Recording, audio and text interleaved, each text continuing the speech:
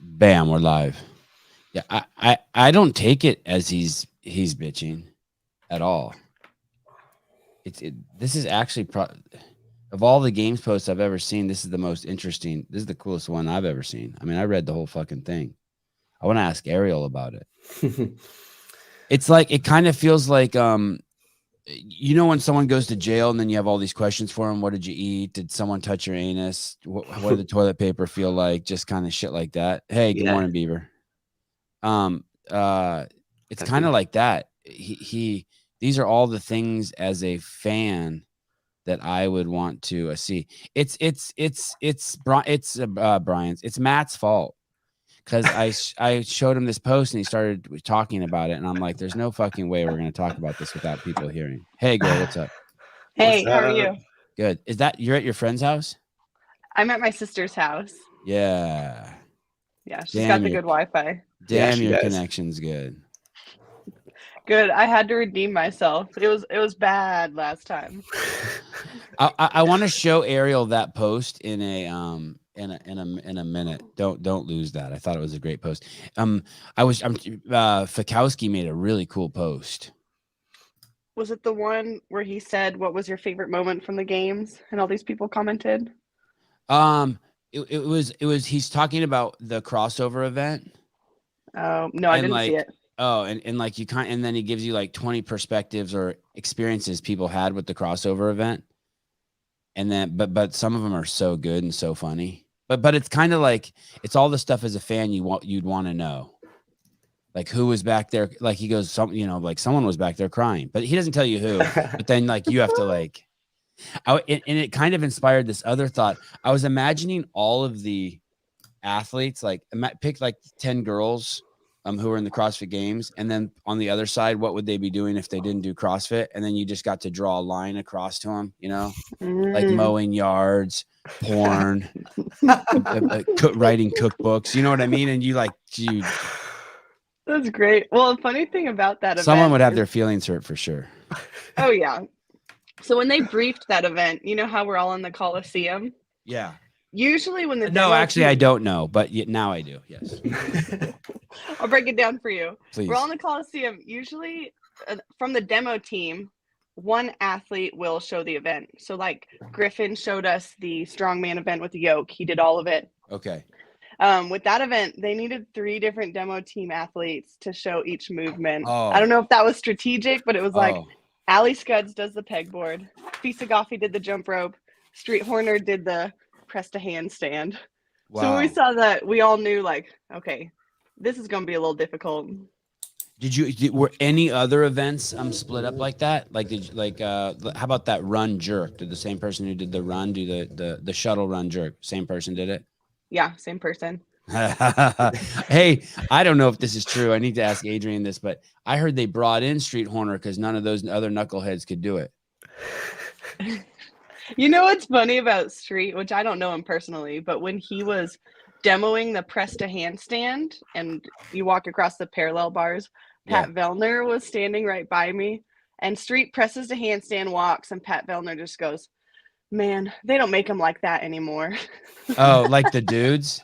Yeah. Oh, he's a beautiful man. Oh, he's a special man. Funny. Because he thought he looked so good.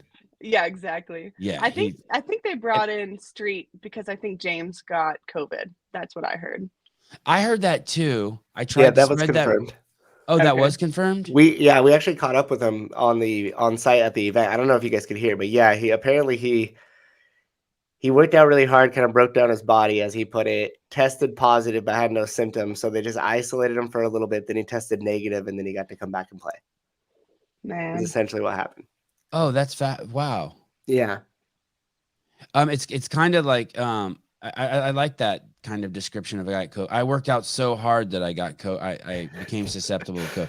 I was so drunk I kissed the wrong guy at the party. It's kind of like that kind of like. That's it exactly. It's kind of like it's that. Not my fault to just blame it on the goose. Are you where do you live, Arielle? We live in Midland, Texas, which is, if you know Dallas, you know El Paso. We're literally like right in the middle. Are you by a lake? We are not by any water. Oh. We'd have to travel like 5 hours to get to a puddle in the street. Wow. I'm getting this total like shit. you're getting ready to go to the beach. Maybe I'm projecting because I'm going to the beach today. I'm getting this total like you're getting ready to go to the beach today. Like I picture next to you have a bag with towels and some shit for your kids to eat. No, I wish. No, the only thing we have here are swimming pools. And you have one kid. One kid, she's 3 years old, and she actually went to the games with us, which was fun, but never again. Yeah. Tell me some shit. Like you woke up in the middle of the night stuff. No, she was Oh. behaved great. It's just not an event for kids. And my mom came with, and my mom was like, man, we were at the venue all day. And I was like, yeah, I don't know what you expected, but like if you're a fan, you just kind of sit around and wait for the events. I didn't have to deal with anything. I just know it probably wasn't much fun. Did she see you? Was she up in the stands and like she was? Yeah, for the sandbag event, I actually saw her on the floor. I've got a cool picture I'm going to post probably later. But it was a little too loud for her. When I won the event, she was actually in the beer garden. Yeah, this is our house. When I won the event, she was in the beer garden, which I really wanted her to be at the finish line, because what a cool picture. Of course, I'm thinking all Instagram at the games, of course. But how cool would it be to like cross the finish line and there's Blakely and I get a big old hug and a picture from her. Yeah. Sorry. Which event did you win? No, I don't have Brian here. Oh, you're good. I won Elevated Elizabeth. Yes. Wow. Yeah. It was so awesome to watch. It was amazing. So I'm lined up. My goal for the weekend was just to be in the final heat at some point throughout the weekend. So day one, I'm in the final heat, and it's Tia, me, Laura Horvat, and just all the other athletes.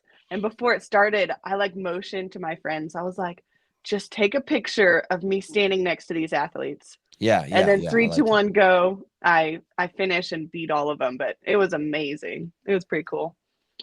I want to come back to that. I have some crazy questions about how your arms must have felt after that. So did your daughter ever cry in the stands? I'm sure she did. Like she was worried. Like she was worried about you. I mean, can you imagine watching your mom pick up what you guys had to do? I would probably cry. I don't know if she's old enough to quite comprehend that yet, but I think it was a little too loud for her. So she cried because of the fans going crazy. When I had been on the floor in one or two of the final events in years past, it was so loud that I started hearing ringing. Was it like that? I never heard ringing, but it was pretty loud. Like uncomfortable loud. I didn't think it was that uncomfortable, to be honest. Okay. I like expect that Saturday night in the Coliseum. So I was like, the louder the better. But I'm also the guy, I've never been to a concert where I think, oh, this volume's perfect, or a bar. I'm always like, what the fuck is wrong with these people? I went to a Blue October concert. Do you know who that is? No. Oh, it was so loud. I like couldn't even understand the music. I felt like the old person, like, get me out of here. It's too loud. Yeah. What are you doing? What I go to people's houses and it's like that. Like you go over there and they have like 20 people over and the music's so loud. I'm like, I'm outside now. That's the goal. So I don't come in your house. That's the goal. That's the goal. So when you see all those dips, when I think of dips, I think of them as traditionally scaring people because they know that there's a point. It's one of those movements. If you get, it's not like running where you can just slow down, or burpees you can slow down. It's like if you get stopped, it could be, that's it. What? When you saw those, were you like, oh, I practice these all the time? Or you're like, what the fuck is this mess? Okay, you're the first person I'm telling this to, because I realized this. You were high. You were high when you did that workout. Yeah, exactly. No, I started CrossFit 2012. The first the first workout I ever did at a CrossFit box here at CrossFit Midland in Texas was 1 to 10. You're in a push-up position and you like row with a dumbbell, and then you do 1 dip on the parallel bars. Are those man makers or man makers you have to go up like this? Man makers, you got to go like all the way overhead. Oh yeah, that's okay. What's the one where you go like this and you're still on the ground? That's Superman. Like a turkey up? No, you're like in a push-up and you go up to one arm with the dumbbell, but you're still in the push-up plank position. Okay, anyway. Okay, but you didn't do that. You did push-up and then just draw and then like a lat raise. Okay. Yeah, so the first workout I ever did for CrossFit was 1 to 10 lat raise and then dip on the parallel bars. Okay. And you come full circle, and then I end up winning an event with dips on the parallel bars. I thought that was pretty cool. But I wouldn't say, I personally like the bars better than I do rings. I feel like I do better on the bars. But I actually was backstage, we couldn't warm up with those bars. So the athletes like put together 2 of the rogue rigs and then put 2 like bars on them that you would lift. And so they were just like practicing shimmying on these 2 bars. And I was actually practicing my dips. And I was all over the place. And Dylan, my husband, was like, Arielle, your dips look horrible. Oh, wow. Yeah, Confidence boost. Yeah, I was like, ah. So then we practiced a few little techniques and I got better, but they weren't great in the back. Yeah. Hey girl, your dips are ass. Is he allowed to say that to you back there? He is, because I know he's not doing it to be rude. He's trying to do it to be like, hey, like, get it together. Like a little bit of a realist, which from him, I can handle it. Anybody else, I'd be like, don't talk to me. Oh, that's awesome. Oh yeah, it's good. So what were some of the things, like, were you too far out? Like when you were doing them and he's like, tuck in tighter, squeeze your legs together. Like what were some of the, did he give you any, or no, he's just like, your ass, figure it out. No, I was like kipping behind me, like kicking my butt as I would kip. So I was doing like a weird circle and he was like, when you go down, bring your knees up. And it helped me stay a little bit more intact. So when that starts, when that event starts, you're not like, hey, I'm going to win this. Oh, no.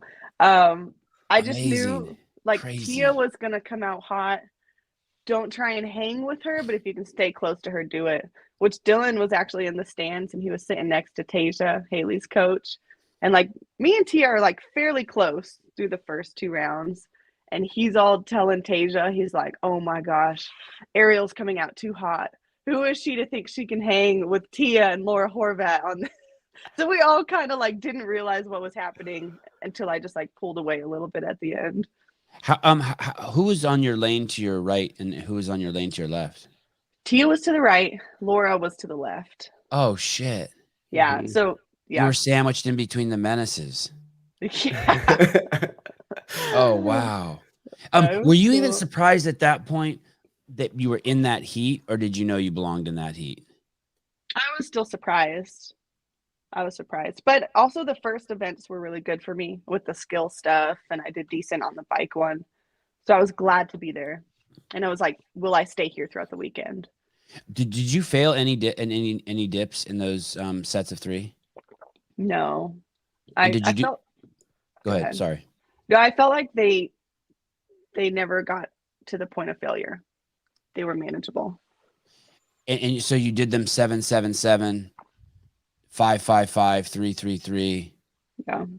Yeah, crazy. And you were never up there like with one left and we're like, ooh, my arms are really blown up or my chest is. Do you feel when you do dips, are you a tricep person or a chest person? Are you feeling it here or are you feeling it back here? Definitely triceps. Triceps.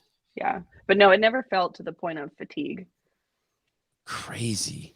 I know. That's fucking nuts. So the event's going amazing. The middle round, you do 3 dips, and then 3 dips. I finished my 3 dips, and at this point, I'm in the lead.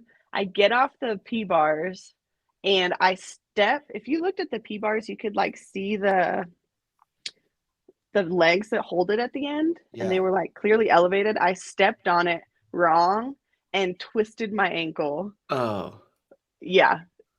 See if do you see it sticking out down there? Yeah, Mm-hmm. yeah. The little like black thing kind of in the corner there. Yeah, all the way back there. Up to the corner, Susan. Yeah. Oh, yeah, yeah. Is Yeah. that what is that thing? It branches off that way, so it holds it from tilting side to side. Exactly. Okay, at the joint. Okay. Yeah. So I step on that going into my last round of 9, twist my ankle, and I can like barely walk. So when you text me to like come on the Sevan podcast that night, I literally couldn't walk to the car. My ankle was swollen and bruised and everything, and it was bad. So Do you cry? Do you cry? Or are you like, my games are over? I fucked up? No, I had a PT there, Jody from Bodyworks, and she looked at it and she's like, "You're fine. Let me just do this to it." But she taped the like living crap out of it the rest of the weekend just so I couldn't feel anything. Is it? Are you still hurt from that? I am actually. I still can't walk normal yet, but maybe in the next few Wow. weeks. Like it you're was bad. adjusting your gait because you feel some pain. Exactly. How about anything else? How's the rest of the body? How's any soreness or? No, honestly, I felt good. My back was sore after the deadlifts. Yeah, if you look there, my ankle's taped on the right side. And then any other pictures you see, I'm either wearing high socks to not show any weakness of an ankle taped, or you'll just see it there. Is that what event was that right there? Was that the Capital one? Yeah, that was the Capital. Hey, you know what I saw? I saw, I mean, you can find anything on the internet, but there's this lady who used to work for CrossFit. She was a fucking wackadoodle. This is like way back in the day, but she wrote that workout was like subversive and was supposed to like ignite the fans to remind them of January 6th. That was like, and that's why that workout was done. I swear to God, I read a whole from an old CrossFit employee. She used to actually be in charge of the affiliate blog. Hey, she's one of your people, Caleb. She's in the military too. Fucking nutter. Pretending you can't hear now. I was never watching that and was like, oh my God, I'm having January 6th flashback.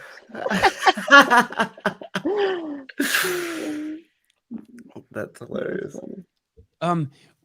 So you win that event. People always talk about, these workouts exposed athletes for what they couldn't do. But when an athlete like you, we never know when an athlete like you, what it did is it exposed what you're amazing at that you didn't even know. Yeah, I didn't even know. Right. Mm-hmm. And that's kind of crazy. And we would never know that from watching. So when we're watching, if we see like handstand push-up stop someone, we're like, oh, they're fucked. Right. Like we saw Mal O'Brien do that first handstand push-up and we're like, uh-oh. You saw Ricky Garrard do that first one. You're like, uh-oh. But you killed that. And we were in real time. We find out as the viewer at the same time you're finding out, oh shit, I'm going to win. Like you didn't expect it. No, not at all. It was awesome. Yeah, that's awesome. Hey, you think Tia's coming back? I don't know. Part of me doesn't. I don't know. Me and Dylan, we listen to all the podcasts. Well, he does, and he tells me about it. But we've heard all the theories of like her whole family was there. She was emotional backstage. I don't know. I am glad she was there this year, though, because what a sweet thing to say that I won an event and Tia was in the field, because that's just like unheard of.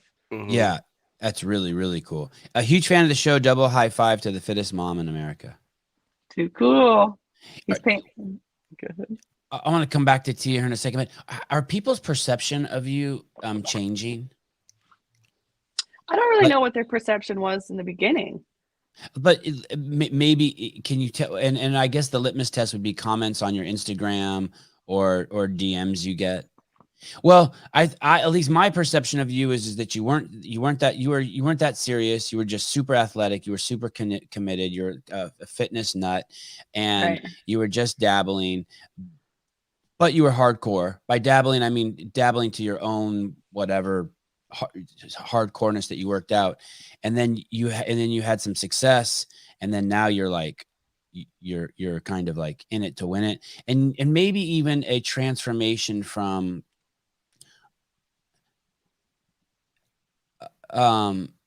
like I saw you as just kind of like a mom before, and now I don't. After this year, I see you different. Man, I think you said it all, Sevan.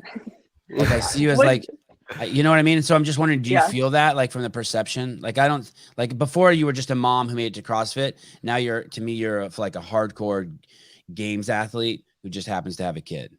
Yeah. And what I love about that story is it's nothing my words have said. It's been all like execution. Look. Yeah. And then you figure it out for yourself. Yeah.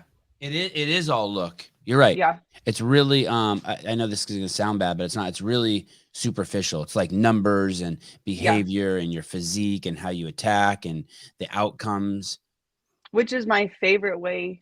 Like you're not going to ever see me saying like, oh, look at me, look at this, but it's like, I'll work hard and then you figure it out for yourself. So it's been really cool to see that come to fruition. Do you have any sponsors? I do. I have Born Primitive. Oh, I'm in love with their fucking Loves those pants. joggers. Oh my God, those Hey. joggers. Sevan, I can get you some. You text me your size. I'll get you some more. Okay, that's good to hear because I was actually thinking I have this obsessive personality, and I was actually thinking about like going online and like just buying $500 worth, and I don't know how I was going to explain it to my like one for every day. You text me your size, and I'll hook you up, Sevan. Okay. I got Born you. Primitive. I got him in the Gains box. I can't even believe I get some. It's so unlike me to do the Gains box. That's the thing where random shit comes to you. Yeah. And these pants were in there, and I can't stop wearing them. Yeah, that isn't like they're you with the amazing. Games box. Yeah. What a CrossFit fan. Okay. So Born Primitive. And then Tier for shoes. Oh wait, back to Born Primitive. And their bathing suits are nice. They're really nice. And they have one pieces that aren't like granny. They have nice one pieces for women that aren't like dumb. Yeah. And they They're also cool. just came out with a golfer line for guys. So they have like those nice slack pants and shorts. Dylan, so because I get the hookup, Dylan gets blessed too. So it's been great for the whole family. And they have kids' clothes. Oh, I didn't even know that. Yeah, I I'm know. totally set. I wonder if I can get my kids sponsored. I'm a huge fan now. Yes, yeah. Who are Yeah. these guys? Do you know who are these gals? Is this who owns this company? Do you know them? I know Jen, which I believe she works for them. I don't personally know the owners, Okay. but I would like to. Are they a CrossFit brand? Or are these dudes like, are they in other, like, did they come out of the CrossFit ecosystem? Yeah, they came out of the CrossFit ecosystem and they're very much like Patriot inspired America. They're based out of Virginia Beach. Don't be scared. He works with us, Arielle. That's Caleb. Don't let him scare you. He's not like, he didn't hack our. We're taking live audience members. Yeah. Virginia Beach. I'm pretty sure they're owned by like Navy SEALs or something. Okay. Mhm. Oh, and that would explain also they did Josh Bridges shorts. The jorts. The jorts. I lost mine. I'm so bummed. You lost your jorts? What did you just taking them off down at the beach, just getting loose, and forgot to bring them home? Tell the story. I wish. Hey, do you have a pretty tight loop of your life, Arielle?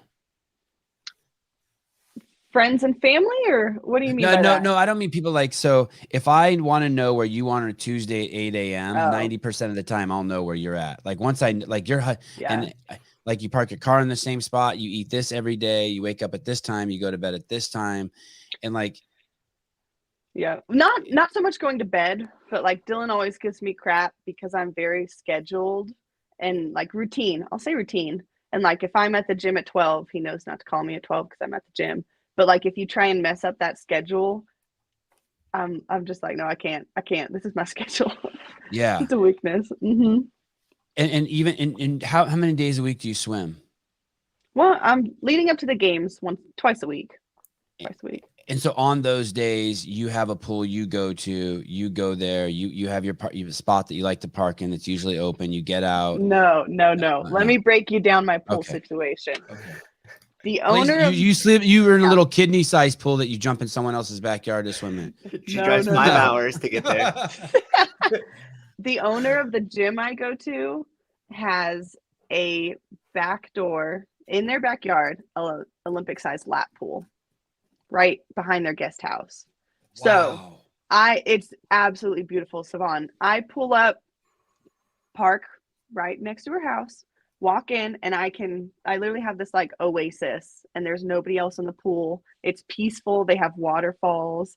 So I'll swim in the lap pool, and Blakely will swim behind me. They have like a little hot tub area, and my sister will come and watch her. I have the best swimming situation as far as like peaceful, beautiful when it comes to swimming for the games. It's awesome. How long is an Olympic-sized pool? Oh, she told me it was longer than what we had to do at the games. I want to say maybe 50 feet, 50 meters. 50 meters. 50 meters. Yeah, so I was training a little bit longer than what we had to do competition time. So it's 25 each way. There's no way someone has a 50-meter pool in their backyard. I can send you a picture. Pretty sure it's 50 meters in length is an Olympic-sized pool. That's Like 150 feet. It's like a normal pool is like 25 meters there, like one length. Yeah. But an Olympic is 50 meters, like straight. When you guys swam at the games, was it 25 there and back, or? Mm-hmm. Yeah, I think they went so. out 25. So you swim. their pool You're is the 25. pool you swim in is twice as the distance one I way. I wouldn't say twice. It might be 50 feet, but it was, I'd say at least, if I was going down and back in the CrossFit pool, Yeah. where I train in her backyard would be down and back and a half. And it's a skinny those are a pool. little bit It's skinny. It's a lap pool. It's skinny. You could fit 2 people in there. So I'd say it's like 1 lane. Mm. Wow. It's amazing. I'll send a picture once we're done, but it's beautiful. And But go ahead. what screwed me over for last year at the games is I'm used to this beautiful, peaceful pool, and then we have an open water swim, and I have no idea how to swim in the open water. So it's good for when I need to swim in a pool setting, but it didn't work for open water. In open water, it's not because of the waves and shit, but it's just like finding your direction, right? You're in your pool, you're kept like this, and there you're like, oh shit, where am I going? Yeah, and you can't see anything. So when your head's underwater, it's almost like your eyes are closed, and then you can't breathe. It's a little scary. So when you were doing the swim in the lake there, and you have goggles on, is it just what do you see in there? Brown. You're just swimming in a toilet. Bowl. Yeah. Picture you put your head in the toilet. It's gross. Oh, what is your what's the owner of the gym do? Like, what's their day job? Her husband owns an oil company. Oh, yeah, Will, but Will was right. Yep, her facility is amazing though.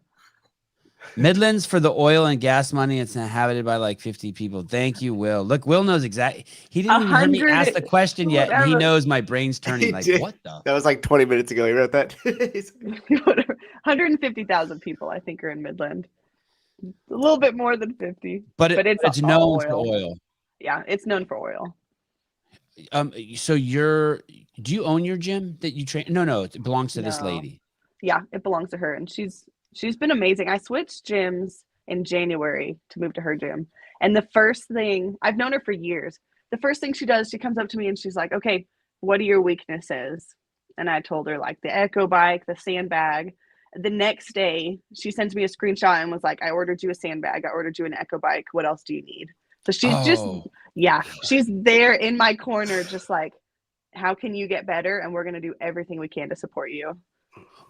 Why do you think benefactors are great? People who have resources that can help other people. It's fucking so nice. Why you? What do you think she likes about you? I'd like to think it's because she's known me for years, and she knows I'll show up and work hard, mind my business, and then leave. But that's so she wants to support a winner. Yeah, I think so. And she's seen me. She actually was at the gym I first went to in 2012. So she's seen my journey kind of unfold from the beginning like no one else has. So she saw you win Miss Valuable. That's what really it comes down to. If we're going to go back that far. Wait, I don't even know that. What did you say? What's that? What's Miss Valuable? Oh, Tell us. I could tell you. At high school, you know how they pick people like for your high school, Miss Talented, Miss Congeniality, all of that stuff. I Most won. likely to be a comedian or shit like that. Yeah, I won Miss Valuable. I don't even know what that means, but I hold the title. I would think it means you're going to have the highest tax bill. Like you're going to be the richest person, most valuable. Man. You take your daughter with you when you swim laps. Yeah, and my sister came with, which was awesome. And she'll watch her while I'll swim. How old's your sister? She's 30, and she's actually pregnant. She's going to have a kid in the end of September. And you have a good relationship with her? Yeah, I do. We've gotten closer as we've gotten older, for sure. Yeah, same with my sister. Really? Yeah, way closer, way closer. Agreed. Because you kind of go, you wouldn't know, but in high school, we were like, not enemies, but not friends. I would steal her her clothes, and she would hate me for it. It actually got so bad because I have clothes, but always like somebody else's stuff. The grass always looks greener on the other side. It got to the point where I was so sneaky of taking her clothes that she put a lock on her door so I could not lock her to it. But now we're really good friends, so it's all good. Does Dylan have siblings? He does. He has an older sister who's a nurse, and then a younger brother who was actually at the games. And we wanted to try and hook. His name's Daryl. Haley Adams was there. We wanted to try and hook him up with Haley Adams, but it didn't work out. Good luck breaking that. Yeah, so many people. I mean, what a catch she is. So many. I had never heard it until this year, but now I've heard it. So many guys say that they're interested in her. They're like, how could I date her? Should I move to Cookeville? Like, people are like into her shit. I get maybe before because people saw her as like a little kid, and now she's 21 and she's like matured, and people like see her. Okay, that's girlfriend material, wife material. Yeah. Did you talk to her much? Do you know her very well? Oh yeah. Yeah, I know her pretty well. Her and then her coach, of course, I love. Taja's very easy to talk to. But we talked a decent amount. I know on the last day we kind of were both not in the dumps, but just like when it was a strength event after a strength event after a strength event, we kind of were both like, oh, okay, give us something else to counterbalance all this strength stuff. So we bonded over that. Did you have a homie there? Is there someone that was kind of Oh yeah, me and Speegle became really good friends at the games. Oh okay. Yeah. Tell me, did you know her before? Yeah, I met her at Wadapalooza, and then we started. We would just like, I would comment on her social media, like, oh, and then we'd kind of build a connection from there. And then at the games, actually, I was a rookie move. I showed up to the first athlete briefing 1 minute late, and they make it known when you're late to these things. So that was this year. That was this year. And she came up to me because we didn't rent a car, so I was relying on Uber or a shuttle service. And she came up to me and she's like, why were you late? And I was like, well, our Uber was a little bit late. And she's like, girl, I'm at your hotel. Here's my number. Just text me. We'll ride together every morning. Oh, shit. So, that's cool. It was super cool. So then we ended up riding to the venue, leaving together, and just hanging out all day. It was really fun. Yeah, you really did have a homie. I did. And she actually she already followed me. We follow each other. She started following Dylan, my husband, on Instagram. So he's just all like screenshotting it, sent it to his cousin. Look, Dani Speegle follows me. Yeah, I should check to see if she follows me. Yeah, I was gonna say we almost had a moment with her, because when we were talking with you, she like came over and she was all smiles, and she kind of looked at me and she still came, and I was like, this is it. I'm gonna mend it. She's coming on the show. And then she saw Hiller and did the quickest 180 you've ever seen in your life. She just hit a spin move and bounced. With you guys? Or we just had a little speed bump. I think she's ready to be friends. I was very nice to her. We just had courting her to come on the show. Speed bump. I love it that I mean think about it. Why would she want to make one? It's a weekend. I'd just be curious what the likeliness of that to happen in other sports. It's a long event. Why would she try? And it's already complex enough. There's so many fucking different times. There's nothing consistent about that whole week for you guys. Right. It's just every day is like a bunch. It's the complete opposite of your regular life. Right. And yet she goes out of her way to add one more bit of complexity, which is you. It's fucking cool. I would say we were very similar backstage. Some people are very intense, or they'll just leave and go off site between events. But me and her very much have a very like lighthearted approach when it comes to the sport. We'll goof around. We won't be as strict with our diets. We won't be as strict with how we talk, how we eat. Like, we were just very, very much on the same wavelength as far as like, we love CrossFit. CrossFit Games is awesome, but our entire life does not ride on what happens on this weekend. So it's kind of refreshing to just have like a little bit of lightheartedness backstage. Did you see anyone crying back there? I did. You did? Yeah. Dudes or girls? Girls. I wouldn't say we were around the guys that much this year. Oh, really? Not that I remember, at least. I remember a lot more girls than I do guys. Because in years past, it was always kind of everyone was together, except for a few busing incidents. At least I just remember the back area just being everyone's just in a pile.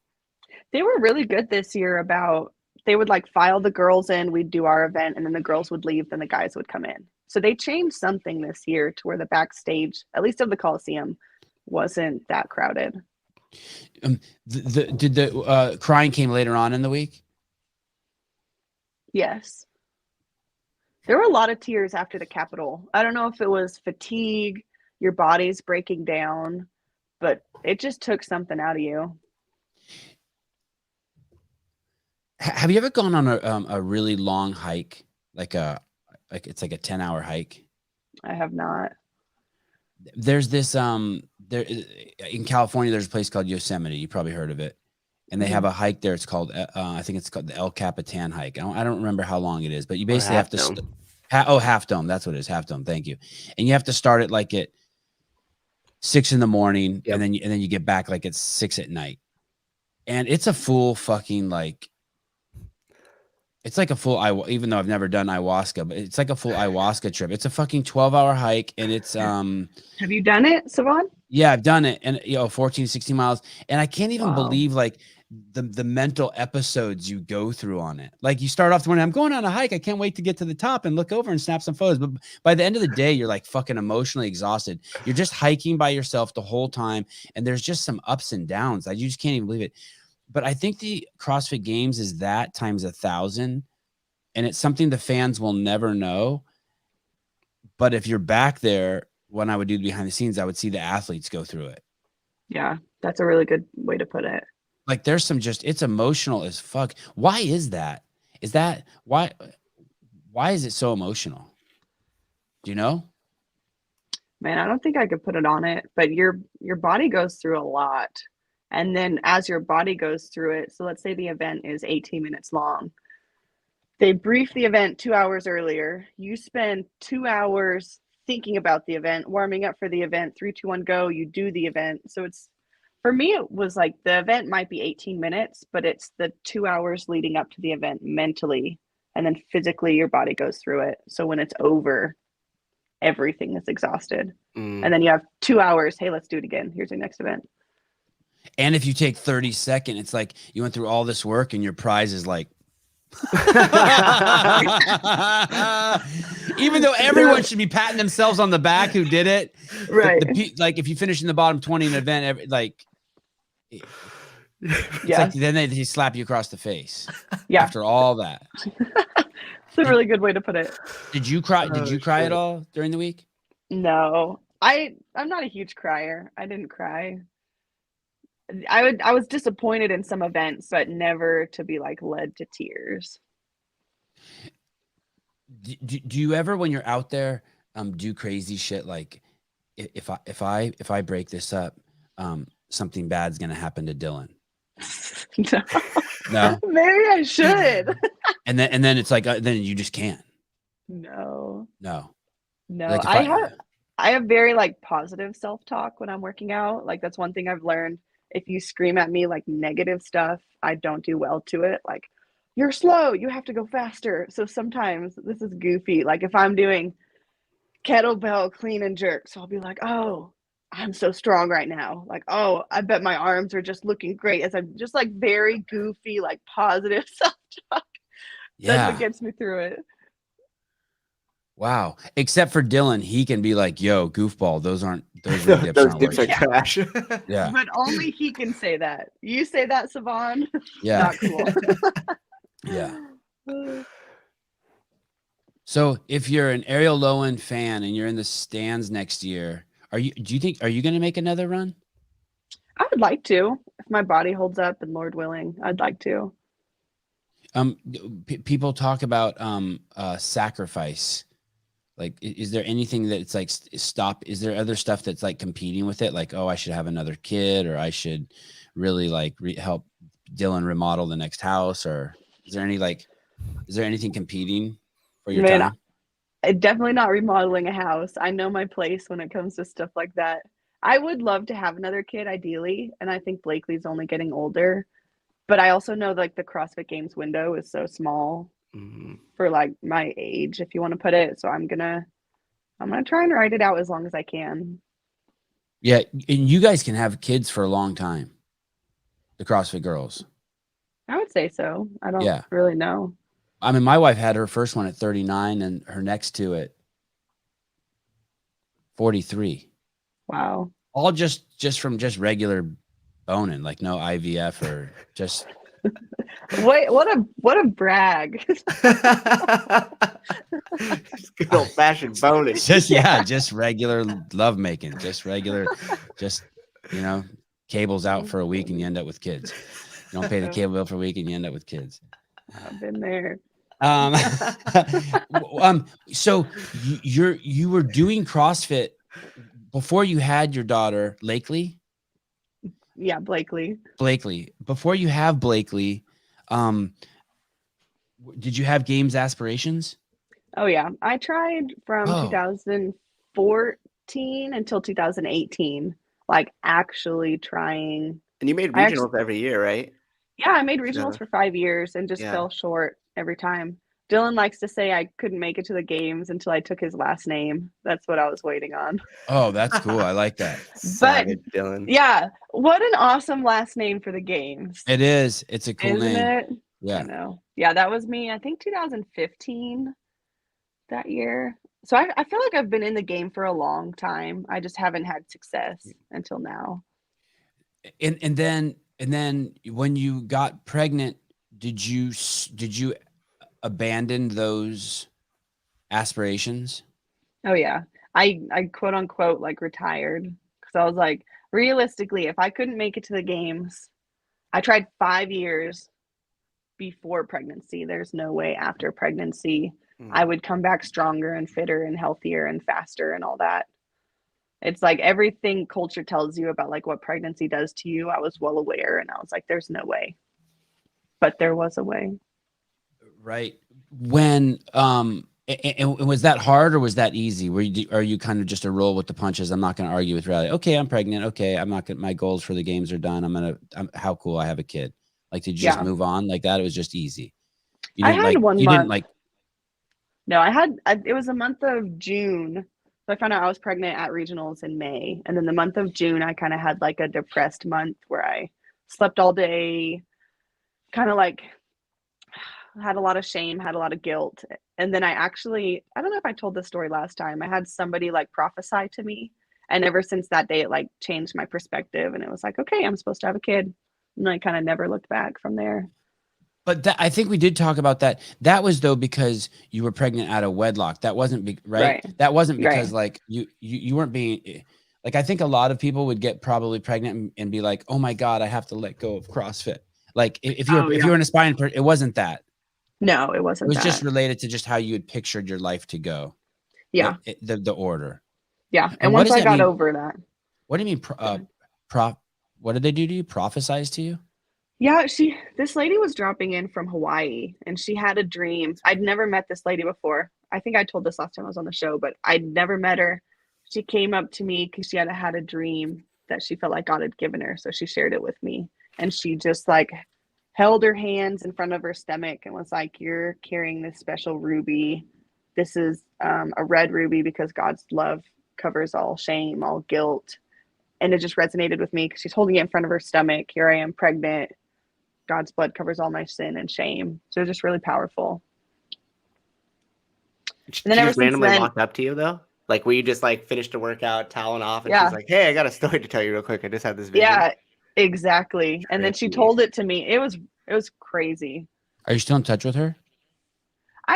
She's on Facebook. I'll keep up with her now and then, but I haven't seen her since. I wonder if she knows what she did. I don't know. I feel like after she did that, I did tell her I was pregnant and how much it meant to me. So she does know. She told me the story and then I told her I was pregnant, which made it even more powerful. A few years back, my wife said something to me. I wish I could remember what it was, but it was an insult, but it was a funny insult. I said, "Dude, I read you like a book." And she goes, "Fuck, I read you like a postcard." or something. And it fucked me up. I was like, oh, fuck, she fucked me up right there. What does that even mean? Just like I'm more simple than her. Like I'm just a fucking postcard or something. The way she did it was so good. And like and that was like, it rattled me because it was like such a good comeback. I was like, oh, she fucked. Yeah. So like 4 days later, I said to her, I brought it up. I'm like, oh yeah, you read me like a postcard. And then she goes, I knew that stuck. And I was like, oh, fuck, she fucked me up again. I fucking had to like walk out of the room again. I'm like, oh God, I knew that stuck. I was like, what a great line. That is good. Have she ever come on here? No, she can't come on here. She can't come She can't come on here. Fucking ruin me. But that's what I think when that lady, she stuck you. Yeah, like right in the heart where it was a deep, deep spot. Yeah, it's crazy when people say stuff that sticks. So that happened. Yeah. And then Dylan says my dips suck. Same spot in the heart. Yeah. But what's weird is that's different because that doesn't stick. That is like intel. You take that intel and you work with it. Yeah, that's data. Yeah. But it's kind of like the strongest example I can think in my life. There's things that one time my sister said to me, you really do live a charmed life. And she said that to me like 10 years ago. And I hear that in my head every day. Holy shit, you live a charmed life. Like I get a flat tire and I go to change my flat tire and I find a suitcase of money. Like my life is always unfolding. Like I drop my wallet and then a few minutes later, someone hands it back to me and they're like, and I found this $1,000 bill under it too. I'm like, well, thank you. I mean, it's just, but she said it to me and I don't know if I really do live a charmed life, but it changed my perspective. Yeah. Like, I'm like, wow, it's kind of like what you said. I must like when you're working out, you're like, yeah, I must fucking look great.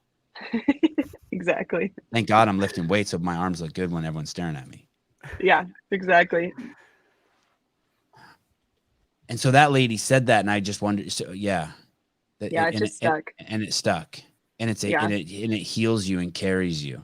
Yeah, and it makes you like do a 180, and you just turn the other direction without even thinking what was behind you. Right. That reminds me, Sevan, of that other line that you say sometimes when you say, if you avoid or don't talk to strangers, you'll never meet angels. Yes. That's like, that perfectly kind of sums that up there. Yeah. You can't, right? People who don't talk to strangers don't talk to angels. Mm-mm. I know people who don't talk to strangers. I suspect it's most people don't talk to strangers. They avoid strangers. Especially in California. Everybody's just like... Yeah, stranger danger. Sevan's arms look so tiny besides Arielle's. I'm gonna sit closer to the. Yeah, it's the lighting. It's the lighting. Then you have your daughter, and that's why from there is sort of, it's accidental from there. I mean, not the hard work, not the discipline, not the habits, people. All that shit was like, that is not accidental. That's cultivated through years of who you are. Yeah. But when it's accidental how good you got it, right? Yeah. And that's when like the fairy tale began, if you want to say. Because I never had this pictured at all in my head. To win an event at the games, if you would have told me that when I had a kid, there's no way. Against the greatest who ever did it. Yeah. Yeah, exactly. In a pretty well-rounded event too. What were the things you had to do? You had to do the traverse, you had to do the dips, and you had to do some squat cleans. God, 21, God, 15, 9, 9. Oh, 9. right, Elizabeth. Right. Mm-hmm. Yeah, in sort of a Not awesome. Yeah, that's a great shot of you too. It's cool, isn't it? And you're kind of not supposed to win that one either because it's the really hard one. They've added some extra shit at the end of a benchmark just to weed out the fucking has-beens. Exactly. Not that there's any has-beens. I'm being dramatic. But I did. Dylan he loves your podcast now. He listens to it all the time. He listened the other day when my podcast loves Dylan. That's right. when Loves you were them. talking about Vellner's When it goes to celebration- sleep at night, it counts Dylan's jumping over fence. 1 Dylan. 2 Dylan. Oh, you talked a few days ago about Vellner's celebration, and we hadn't seen it, so we went back this past week and like rewatched the games events. But you talking about it, we went back and watched it, and man, that was amazing. His little Yeah. oh. Do you always go back and watch the events? Did you do that last year too? Too? Excuse me. We usually do. It's hard to watch the events I don't do well on. Like I still haven't watched the hat trick or the heavy yoke one because those are just a little painful. But the ones I'm proud of, it's really easy to watch. The hat trick's the one you got like a. You did running and jerks. Is that? No, that one was decent. The hat trick was where you did the really high wall balls and then the snatches. Oh, and then you got to rest and and then you had to go again. That one, Ellie Turner she dominated it. That was nuts watching her. Yeah, it was. She looked like she didn't even look human. She looked like a machine. Yeah, she practiced it backstage quite a bit. And even watching her backstage, I was like, okay, she's going to do really well at this. Yeah, that's cool. And she got a new boyfriend, it looks like. Did you see who her boyfriend is? We just keep pushing that one.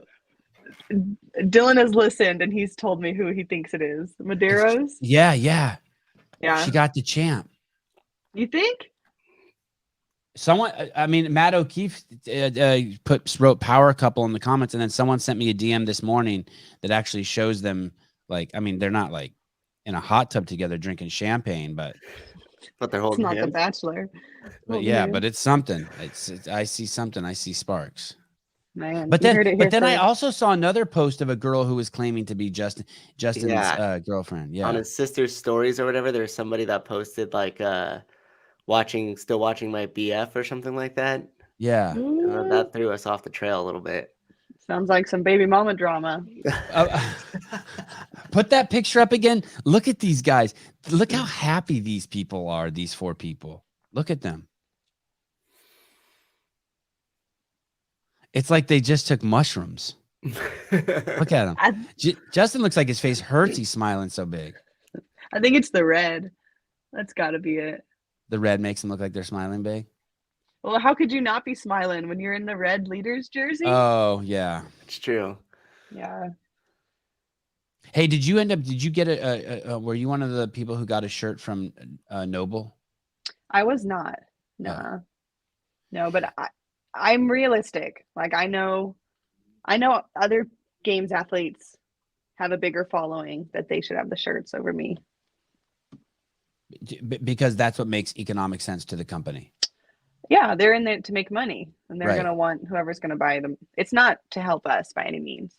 Right. It's to make money. Right. And I'm good with that too. I'm fair with that too. Yeah. Patrick Clark always writes good stuff in here.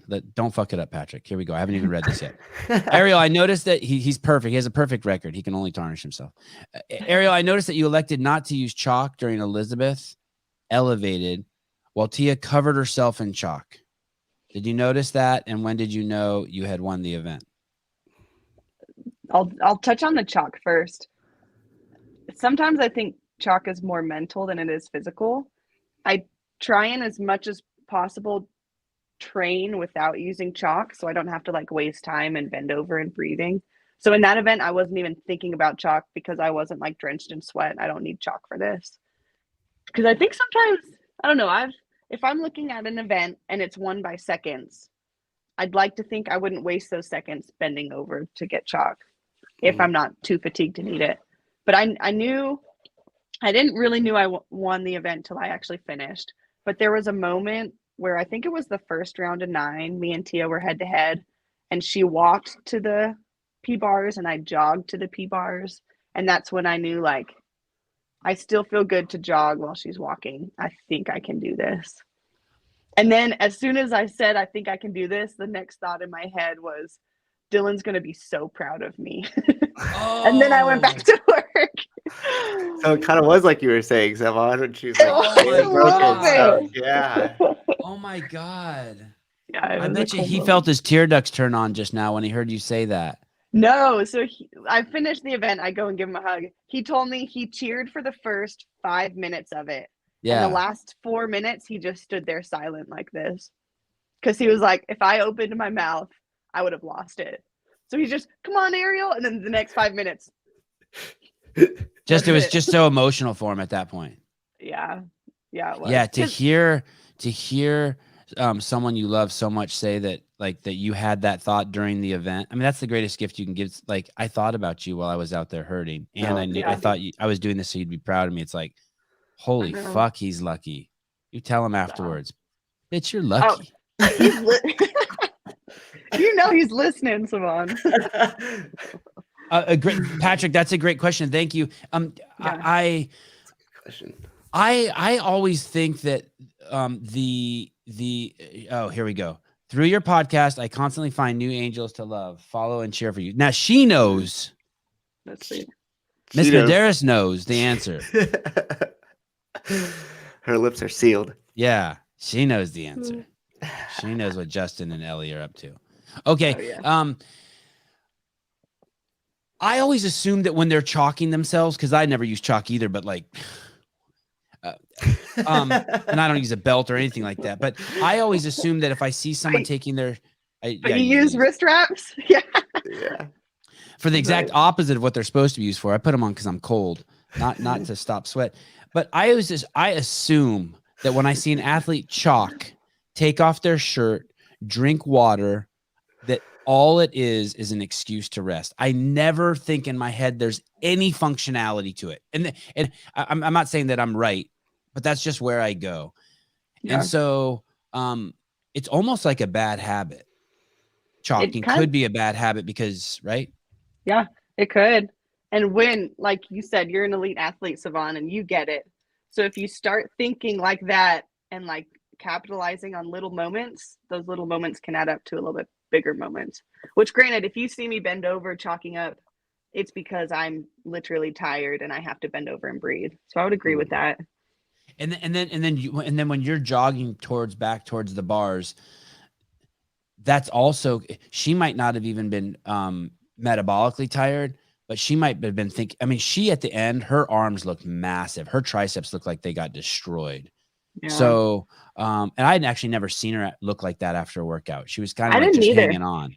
That's what we said too. It was uncharacteristic because almost like something was wrong with her until we saw the next workout. We knew there was nothing wrong with her. Yeah, I agree. When you passed her in that moment there, did you like feel yourself take her soul a little bit?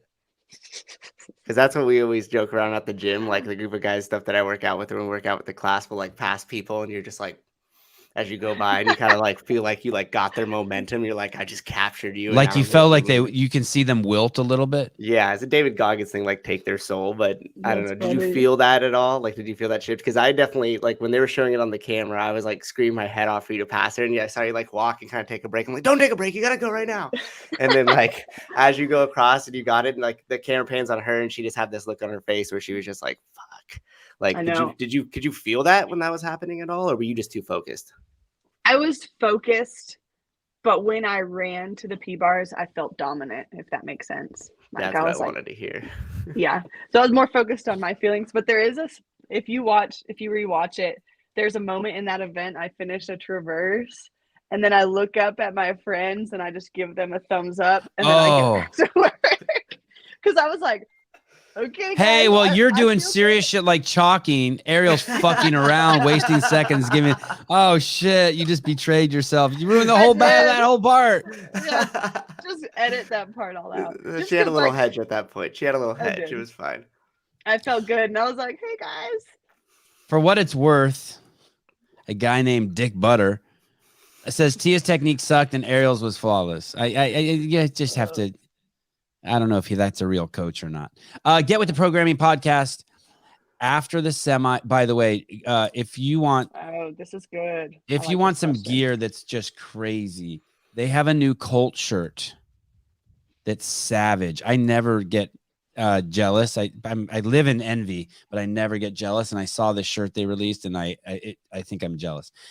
Get with the Programming Podcast. After the semis programming format for 2 years and the use of last chance qualifier, do you like the new system, or would you prefer HQ standardize all the semis as a consistent stage to filter athletes? This is a good question. And me and Christy talked about this actually, because she was a fellow last chance qualifier last year and succeeded at the games last year. O'Connell. Yeah, Okay. O'Connell. And she told me the same thing. She's like, something's wrong. Same with Nick Matthews. He got a backfill, and look at how well he did. I don't know tangibly what you would change, but it's interesting that Christy had success last year. I had success this year. Nick Matthews had success. What are we testing in semis that's not coming up accurate at the games? All three of you came through the last chance qualifier? Nick Matthews backfilled because I think Phil Toon got popped. Right. Yeah. And you and Christy. Me, the other last chance qualifier girl from this year. You came through last chance qualifier this year? I did. Yeah. Holy shit. Isn't that crazy? Crazy. I know. Yes, I don't know. I don't know what they would change. Like tangibly, what would you change? I mean, my thought on it. Well, you know what? Sorry, Susan. What he's saying is just make all the workouts the same. I think that's his point. But the problem with that, if you do that, is then the system could still be flawed and they could be the wrong workouts, and we'd never know.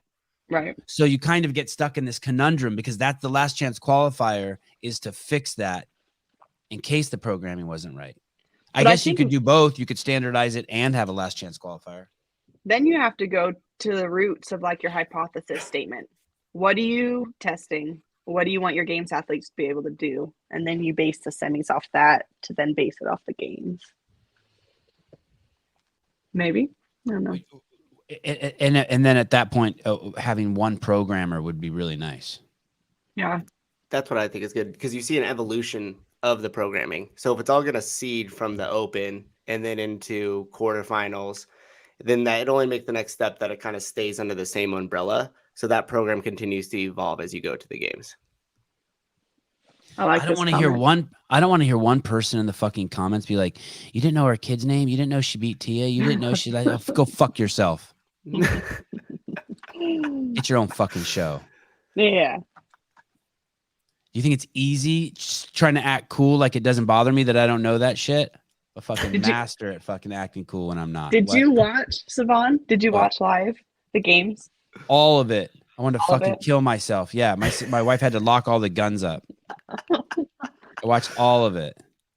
Every fucking last drop of individual. And I feel like I accomplished something the same way you probably felt like you accomplished something. Then I was like, I did it. Favorite and least favorite event from a spectator, Sevan? I mean, I haven't given it thought, but I would say the Capitol. What's your favorite? I mean, I just liked watching Haley Adams have to drag it up one bag at a time while people passed her was fucking intense for me. I really like her. Like, I think she's weird as fuck, and I think when I interview her, it's weird as fuck, but I like that about her. It's like Laura Horvat. It's just, I really like her, and to see her go through that was just intense for me. And Travis Mayer, they kept the camera on him the entire time for the run, and I know that pissed off some people. I just loved it. I just fucking was like hypnotized by him running. So I liked it how the field was open. Like if someone wanted to, they could have just run next to you guys. No, I don't usually get mad in events. I was genuinely mad on that event on the trail run because it was open, because there were people on there. Because I almost got hit by like 3 bikes. Yeah, I like that part. I like that part.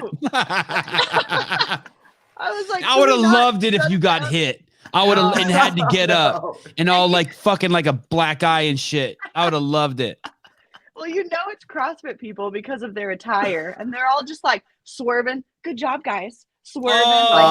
And I'm like, get off the trail. I don't want to see you right now. I like the bike event, how it was all fucked up, and like it gave us all something to talk about, and like I love that. Which one did you like? What was your favorite?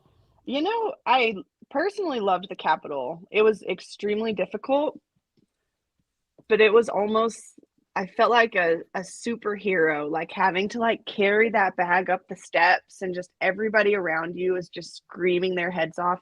There were people lined up. It was unfathomable how many people were like at each station. It was just really cool to see everybody get together. In 2009, when they did that hill sprint, that's why that was always my favorite event of the CrossFit Games. The fact that they let the fans in so close that like dirt and sweat is they're sharing dirt and sweat. That shit's cool. That the Tour de France, if they ever got rid of that for safety reasons, it would suck. That's the whole exciting part. I mean, that the fans are just like part of the mess. Yeah, this was a cool picture. Someone sent it to me. Yeah, there were some awesome photos that came out of that event. It really showed the athleticism of the athletes too, because no one was transitioning. Like it was just like get off the bike, pick up the jerry cans, put the jerry cans down, pick up the other one. No one was like, there was no dilly dally. Everyone went to like till they got to the stairs and they had their souls taken. Besides that, everyone was moving. I'm sure you saw the video. Like at this point, you're just survival mode. And it's like, what can you do to get the bag to the spot up the stairs? And at one point, my arms just gave out and I'm just straight up like turtle shelling it. Yeah. It's absurd. It's absurd. It's stupid. And I was waiting for someone to come up to me and be like a judge to be like, no, that's not legit. You have to carry it here. But I was like, you know what? This is all I have left. I'm going to bend over and turtle walk this as long as I can. And it's so goofy. Someone needs to make a meme and fucking mash you for that. Or just a shirt. Yeah. It was pretty goofy. Not like Arielle does it. Yeah. Someone even commented. And they were like, why are you carrying it like that? Hey, you dipshit. I know, like you put it there. Yeah. You fucking knucklehead. Like, this was survival mode. Like, I don't even know what was happening. So that started on your shoulder and started sliding down, and then you adjusted, and you're like, nope, I need every step I can get. Yeah. And I was like, the last thing I want to do is have to pick up this sandbag again. So this is what I got. In that bag thing in the stadium where you had to get the bag to your shoulder. The sandbag one? Is that what that thing's called? The sandbag. It had like the numbers on it and the place went crazy. Dani Speegle destroyed it. Yeah, she did. When you picked that, what was the heaviest one you succeeded with? I got a 190. When you grabbed that, was it just a trip? Were you like, what the fuck? This is like heavier than Dylan. No, it is heavier than Dylan, but I don't think I got up to I think if I would have gotten to 200 or 210, but I could still like manage 190 to like wrap my fingers around it. But so I knew that event wasn't going to be amazing because me and Dani were talking backstage, kind of like strategy. And I'm like, hey, where do you think everybody will get out? What's going to be the sticking point? And I knew our heads were in two different spots. She's like, I think everybody's going to do 200 and most people will get out around 220 or 230. And I'm like, okay, I need to talk to someone else. Because you saw she's insanely strong. Oh, it was incredible. Yeah. And explosive. Incredible. She was so explosive. That one was cool to watch. At first, when they announced it, I was like, this might not be that cool. They all look the same. It's not like with barbells, you can add weight and you can tell. It's just like, but that one was actually really cool to watch, I thought. That one, I don't think I think most of the workouts, people who are watching who CrossFit can like identify with. I don't think most people have access to a D-ball that weight or any implement that weighs 150 pounds besides a barbell. And go ahead. No, you go ahead. You go ahead. Rogue sandbags are probably all sold out right now. I tried to tell people, do not buy one. You will regret it. Do not buy that. It'll be an ornament in the corner soon. Yes. There is a, once you start getting things that weigh more than 100 pounds in your gym, they have a tendency just to sit around. Like if you have a 150-pound D-ball is no fucking joke. And I know the CrossFit Games athletes look like they're just throwing it around, but even I think we haven't had Ricky on since the games, but I think even like, I want to say like he struggled with 300 backstage and all the lifts past that were just pure adrenaline. Yeah. Like just showing up for the moment. And so if you think like you're going to get a 200-pound D-ball and start fucking with it in your garage, dude, that thing is going to become a place where you sit down in between reps on Cindy. I'm telling you. So right now we're in between houses because we're moving Uh-huh. into our new house this week. Oh, I like this already. I like this story already. We have a 150-pound sandbag in our bedroom right now. In your bedroom. How the fuck did it get in there? It's a long story, but We got time. So wow, you christened all your gym equipment by bringing it into the bedroom? Oh, this is gonna be embarrassing. So in our room right now, we have the 150-pound sandbag. Uh-huh. In our dining room, training for the games, we have a ski erg, a rower, and an echo bike. So we would eat. So we would literally move the dining room table, and we call it the lion's den. Me and my husband would just do 30 minutes of machine work, move the machines out of the way, put the table back, and then eat dinner, and then go to bed. What is it? What were the ski erg? Ski erg, the echo bike, and a rower. I don't think if you don't have gym equipment in your living room, I don't think you can call yourself a CrossFitter. That's official. Let's just make that official. You got to have something. Yeah. So I'm telling you, there's nothing more than character building. You're in your living room. There's no fans. It's just like the AC is on, and you're just looking out the window on the echo bike, and then you're looking out the window on the rower. Like that's true. Character God, your building. carpet must be disgusting. It's tile. But do you have towels down everywhere? I need to. When I go to mop the floors, I'll just see like an imprint of sweat from someone's back or like splatter marks from the skier. It's so bad. So when we move into our new house, we'll have an actual garage gym, and that will be no more, but it's pretty comical. And how did the 150-pound bag get in the bedroom? Dylan filled it up before the games because the sandbag is a weakness. So ideally we were going to practice with it. So he brought it in the living room and in the bedroom, and we never did. But after the sandbag event, we went and rewatched that, I think like Thursday night or Wednesday night. It's like 12 o'clock in the morning, I guess. Dylan's all like practicing the different techniques with the 150-pound sandbag. Hey, why the bedroom though? Like, how are you supposed to put that down? You would just drop it in your bedroom? Yeah, we live with my father-in-law right now, so we have we like rent a side of the house from him. We have our bedroom and then Blakely's bedroom, so we didn't really have many other options. Wow. Yeah. Wow, those are not good tenants. Not at all. It's all 12 o'clock and his dad just hears boom. You said Dylan's sister's a nurse? Mm-hmm. When are you friends with her? Yeah, she's great. Do you think that your relationship with his family got significantly closer once you had Blakely? I would say yes. I've always been very close to his mom because she's amazing. But it was like once I had a kid and we got married, it was like, okay. Because we had broken up so many times before. We were together apart. This was like they're staying together. She's in the family. Not that they were ever rude or like shut me out at all, but it was like sealed the deal. Right. And the reason why I ask is when I had kids, my wife's family became more valuable to me because they're relatives of my kids. Right. And so they're just my fucking wife's or girlfriend's family at the time. Like, what do I give a fuck? But now we're connected. And so like I wanted to be closer to them. Like I want to be more open to them, I guess would be the word. Do they live close to you? No, they live like 300 miles south, and then in Los Angeles, and then probably like 300 miles north in Oregon. Okay.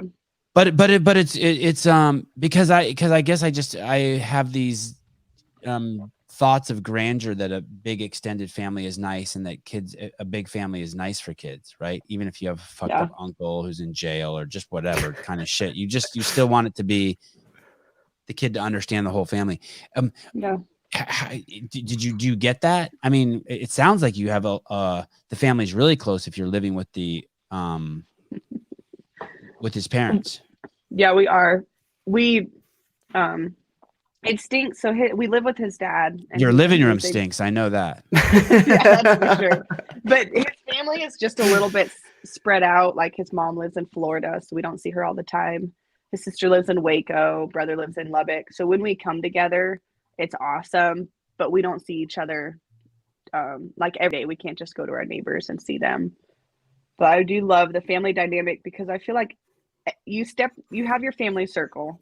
Everybody in that circle is there for you to support you. It's almost like as soon as you step into the world, that's when everybody tries to bring you down or is not for you. So having that family circle, I feel like it's something really important. Does any of his family trip on you? Like think that like what you do is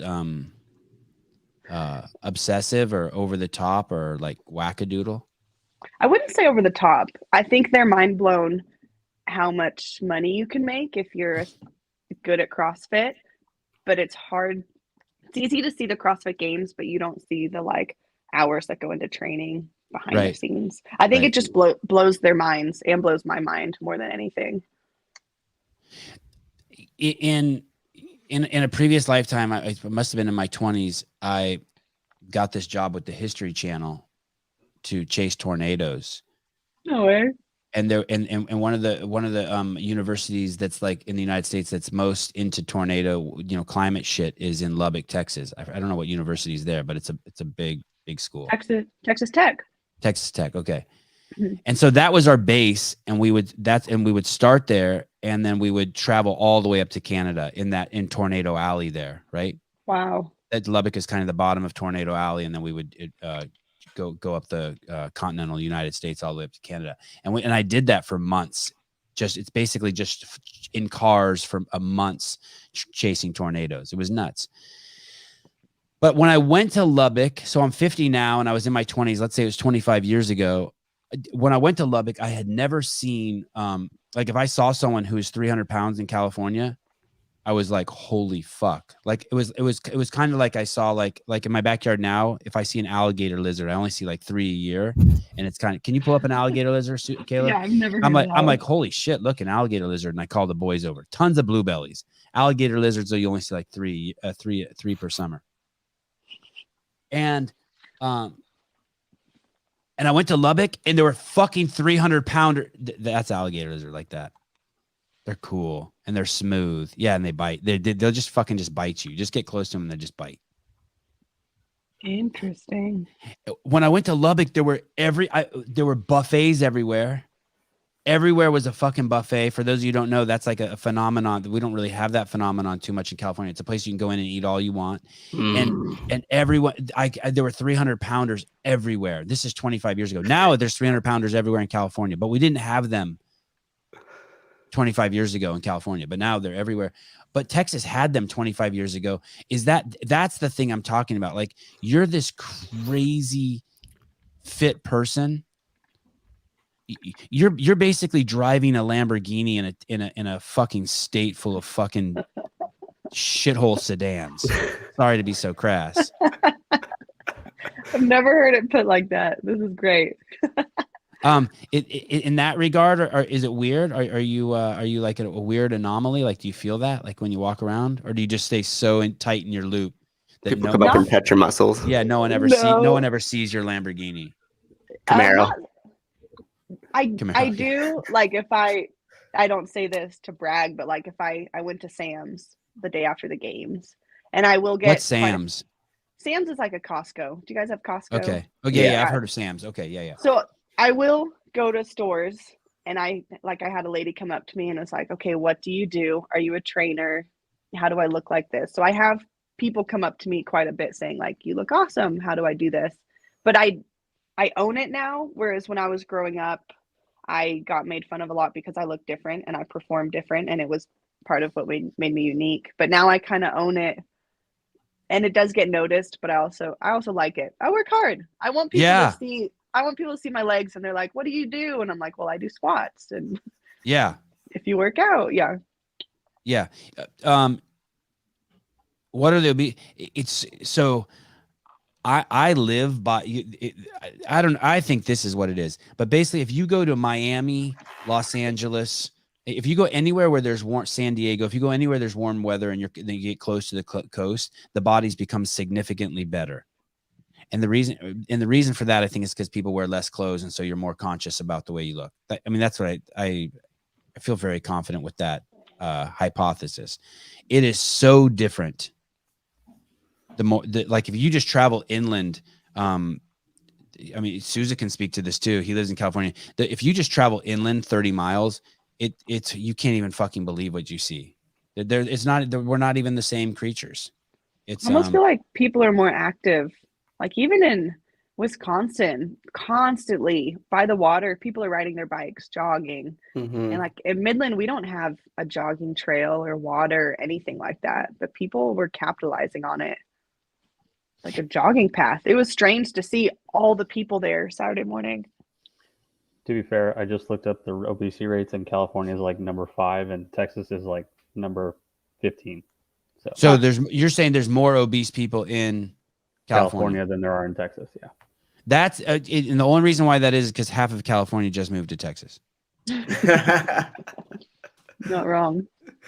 And so SEMA, let's say what Caleb said is accurate. Maybe it's just because of where I live, because I live in a beach town, and it's it's definitely skewed there. I have to go somewhere. I have to go to Costco to see a 300-pounder.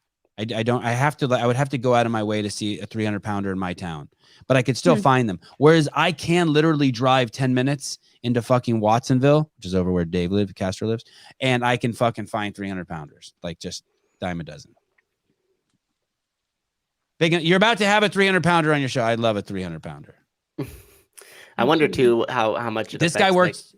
This guy works out at CrossFit Krypton, and he lost 150 pounds. That's who this is, by the way. And he's coming. He's going to be a guest on the show. I'm so excited. I love weight loss stories. It's my favorite. Yeah. Sorry, go ahead, Souza. Oh, Mark actually had a comment on here too, and he said, "I mostly live in Modesto, California, and that's probably 30 minutes east of me, 45 minutes east of me." But I also realized that I think that obesity rate change is based on income level too. Because out like where you live, Sevan, the mean is going to be much higher than as if you go further inland, and then the access to some of the foods and stuff. Now, I'm not as a correlate though, not as a cause. No.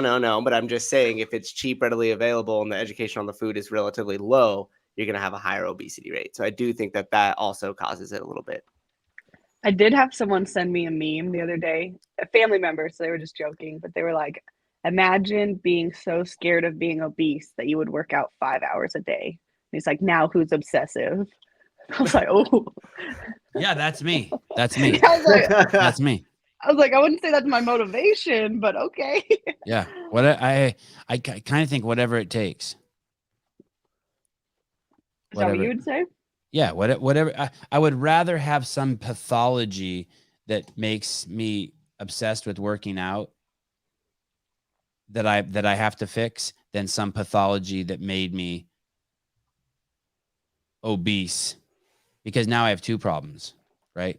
Now I have the pathology of now I have unhealthy, and I have this incoming doom that my health is going to kill me early, and the pathology. Do you know what I'm saying? So let's say I'm eating because my mom yelled at me when I was a little kid, and now I'm doing that. You know what I mean? But I would rather be like, okay, I have this obsession with working out, but at least I'm healthy, and maybe I can work on this obsession with working out. Like I'm a huge proponent of leveraging your ego.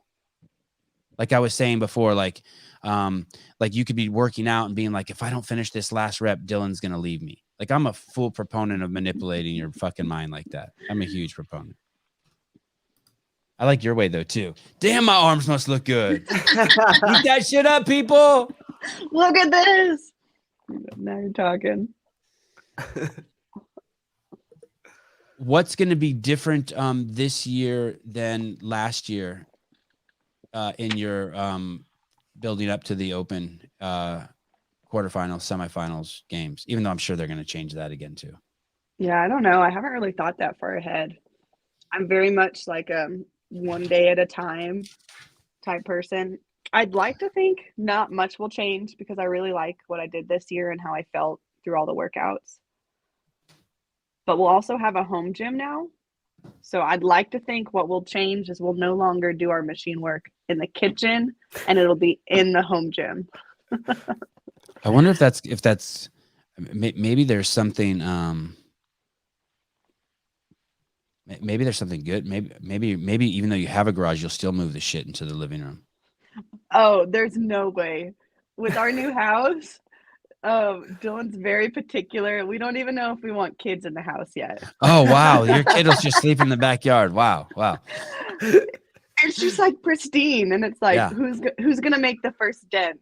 Like even I spent the last week that I'd gotten back from the games just cleaning the house, and it's like, okay, you can't clean like that. You have to clean this way because it's our baby. Like we've never had something this nice, something this beautiful as our own. So I bought a motorhome and I ruined for the first 2 years. I ruined anyone's life who came in there and my own life by being so obsessed with keeping it nice. No, Dylan, if you're listening, Sevan, say it again. I look back and I think of all the times like I yelled at my wife for like something she spilt in there. Like she wouldn't even do anything. She would just set a cup in a spot and I'd be like, do you think that's a good place to set that? What do you think that's safe? Do you think that let's walk through this right now? And then in hindsight, I'm like, God, you're a fucking asshole. So what changed? You ruined everything. What moment changed that you were like, I don't want to tell you. Sevan, come on. I don't think anything's changed. I'm still the same asshole. I'm still trying to change it. Oh my goodness. It's like yeah, like my kids thinks that when your hands aren't hitting your brothers, they should be on the wall. And dirty hands. So I'll tell you this one thing. I talked about this on the show. One of my kids always has dirt on his face, and it just started like about 2 months ago. He never had dirt on his face before, and now it's like always. And for like, I don't know, for like a month, I was just saying to him, wipe your face, wipe your face, wipe your face. And then finally I'm like, dude, this does not feel good. So I thought every time I tell him, instead of telling him wipe your face, I'm going to say, I love you. And everything got better. Yeah. His face is still dirty, but I feel way better. Part of that, I feel like, is character building. I'd way rather see a kid with dirt on his face than a kid stuck behind an iPad that's perfectly clean. Yes. Like, kind of like pick your battles. Yeah, 100%. I have this thing with my kids being clean, and not clean like as in germ-free clean, but like clean so that when they present to the world, like that people, because I see those kids that are just ratty, and I'm like, don't. Always sticky. Yeah. Exactly. Like at the games, my daughter. To hug you. At the games, my daughter hates wearing shoes, so she goes like barefoot everywhere. Yeah. And I think the biggest fight my mom had was like trying to get her to wear shoes. And I was like, if she wants to go barefoot, let her go barefoot. Just when we get in the hotel at night, clean her feet. Yeah, barefoot's better. A kid should never be in shoes. Mm-hmm. This guy looks like, every time I see this guy, I think of Nate Diaz or Nick Diaz, one of the Diaz brothers. Sevan, been working in the grocery business for a handful of years. The most expensive food on the shelves are meats, fruits, veggies. It's sad.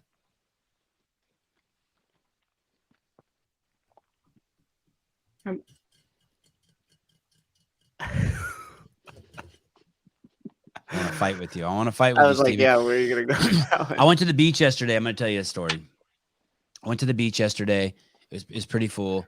And I set up, my family set up, and we sat down on the beach, and right behind us was this woman. She was probably 35 years old. She was probably 100 pounds overweight, and sitting right next to her, shoulder to shoulder with her, was her daughter, wearing the exact same kind of bathing suit. And her daughter was probably 6 years old, but looked like a 9-year-old. And that's what, it's so crazy. If you don't have kids, that phenomenon is when kids start getting really, really fat, they start looking they look twice as old as they really do. So a 4-year-old starts looking like an 8 or a 9-year-old. It's a trip. And she's sitting next to her, and we got there at 2:30, And at 2:30 when we got there, the little girl had a full pizza on her lap and she was eating the pizza and the mom was eating the pizza. Then after that, I saw them switch to something else. And then I saw them switch to something else. And then I saw them switch. And at 4:30, I turned to my wife and they were opening a bag of Doritos. And I said to my wife, I said, those people have been there for 2 hours. They started with pizza and now they're fucking working on a fucking bag of Doritos. Like my kids have never had Doritos. Like never. They've had bad shit. They've had a gummy bear, but like there's a whole ton of shit on those aisles my kids have never had. I'm not saying that they don't a fucking bag of Doritos for a 6-year-old. What the fuck is wrong with you people? Why not just kick your kid in the gut? But anyway, they ate for 2 hours. And then when I got home, I told my wife, I said, dude, I cannot fucking believe we watched them eat for 2 hours at the beach. And she goes, did you see them get up and try to walk? And I go, no. She goes, the little girl could barely walk. And I'm just like, my God. Sad. Yeah, it's bad. I used to teach gymnastics to little kids and it was sad. Like I would teach anywhere from age 5 to 10. And it's just hard. Like you want to try and do a handstand. It's just sad. No other way to put it. If you were to starve your kid, the police would come get you. Oh shit, I got to take my kid to tennis. If you were to starve a kid, the police would come get you. But yet you can overfeed a kid. It's interesting. That is interesting. Interesting. Like if you brought them to the doctor and they were already like going down that path of really unhealthy overweight, there's no like parental repercussion for that. But if you brought them and they were like grossly underweight, there would be a massive. Yeah, like, if you had a repercussion 5-year-old for that weighed fucking 8 pounds, the cops would come beat your ass. It's interesting how it doesn't go but you could way. recover from that. But if you have a 6-year-old kid that weighs 150 pounds, the scars on that kid are forever. That person never has an opportunity to drive Arielle Loewen's body ever. You'll never have a Lamborghini. You've bent the frame of your car because of what your parents fed you at the age of 8. It's fucked up. Yeah. Speaking of Lamborghinis, my dream car. Oh. All right, I need your opinion. I really want a Model 3 Tesla, but Dylan really likes the new Bronco electric cars. Have you guys seen it? I don't think I've seen the new Bronco. So I think they're so cool. I do too. I haven't been inside of one. Which would you choose? I would choose seriously, I choose whatever's most practical. I would not go on looks at all. I would choose on whatever makes it that I can fucking get my kids in and out of the easiest. Whatever's most kid friendly. But so the new Bronco is awesome. No, God, it's cool. The Mustang. Oh, what's it called? Some electric car. I better tell my wife I'm coming. Hey, did you only come on the show? Let me ask you this. Did you only come on the show because Dylan? Be honest. Let me lay the scene. Oh shit! Oh, no. After an hour and a half, I figured out. Oh no! I'm like, this is really weird that she's gonna come on again. No, this is like, so you asked me. But when you said that you like to make Dylan proud and Dylan likes the show, no. Like, look, Dylan, I'll do it for you. You're twisting it. All right. I've kind of been waiting, and then when you reached out to me at the games and you're like, "Hey, come on the show," I was like, "Okay, I want to go back on the Sevan show," and then I kind of forgot about it once we got back to Midland. And then Dylan was like, "Didn't Sevan ask you to be on the show? You should reach out to him and actually get back on the show." So he put the bug in my ear. But I've been wanting to come on since connection failed. Yeah. That really fucked me up because I actually started blaming you too. I was like, I thought it's not just the connection's fucked up. Something's wrong with her. She don't talk so good. I better not have her on again. And then I saw you were on that guy, the Zello Games guy's show, right? Yeah, it was bad too. Yeah, and I was like, fuck this. Put her on a no-fly zone. She can't ever come on. Yeah. No, but I'm redeeming myself every day. Yes, you are. Dude, you're fucking amazing. Yeah. Yeah, thanks. This was easy. Absolutely. Good. Okay, Well, so I'm glad two losses with Arielle, 1 win. That's right. Well, I'll always enjoy it because you were the first athlete I ever interviewed, and it was at Wadapalooza when it was coming out, and I'm like standing there with the little camera, and like Sevan's like, "Go get him, go talk to him," and I'm like terrified, and you came up and you were like, "Hey, what's up?" and we chatted, and I was like, Yeah, and I was at an all-time high. So then I beeline over to Sarah Sigmund's daughter, and she just runs away from me, and everybody likes to remind me that in the comments. So you'll always have a special place with me. Arielle. That's sweet. Well, I will say because we're friends and we're on like a friend level, even at the games, if I saw Souza, I would like go up to Souza. But if it was like another reporter that I've like never reached out to me before, I'll just like walk by him. But like I have street cred with Souza, so I go to him first and then leave. That's awesome. Yes. Yeah. Well, thank you. Yeah, thanks for having me on. Yeah, tell Absolutely. Dylan he's the man. I will. Yeah, that made his day the other day. Hilarious. Congratulations on the house. Thanks. Next time you interview me, we'll be in the house. Oh, and you know where else? No, there. actually, you're 2-2. When you came on after the last chance qualifier with Tim Paulson, that was fucking good. You were awesome. That was at my friend's house. Oh, yeah, that was amazing. It was good. Yeah. It was a good time. All right. Remember, people, don't talk any shit about me in the YouTube comments. I will fucking find you and beat you. All right. Thank you so much for coming on. Me. Yeah, Bye, thanks. Thank Anytime. you. Bye. Kid, better- can you come on? I was like, you better get to tennis. Hey, Hey, I'm going to say something so inappropriate. please do. I think she might be the most attractive of all the female games athletes. That's bold. Are you sure? That is bold. And You there's a don't say lot that? of attractive girls. There's a lot of attractive girls. She's also That's really kind- cool that- too. Don't ruin my superficiality. okay. Here's the thing. That's the thing too. It's like I used to just think of her as a mom. But just now happened she's to like get to the a game really somehow? attractive like superstar. Yeah. Mm-hmm. She's dope. I just pushed that down the whole show, an hour, 90 minutes. Don't tell her she's pretty. Don't tell her she's pretty. Second she gets off. Okay, you guys want to know something? Yeah.